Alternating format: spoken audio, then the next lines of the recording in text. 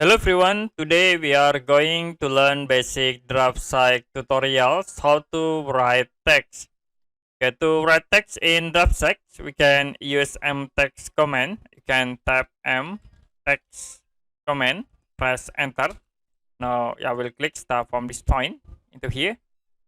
After it, you can set for text height at this point. Like I will set into 1 for text height. And to change font, you can click at this option. Sorry, need reset into 1 for the text height. And this is for font. You can change. Like I will use Arial default. Now you can type like this is Mufasuket channel YouTube. If you done, you can click this icon. Now to edit this text, you can double click and will be show again for the edit note toolbar.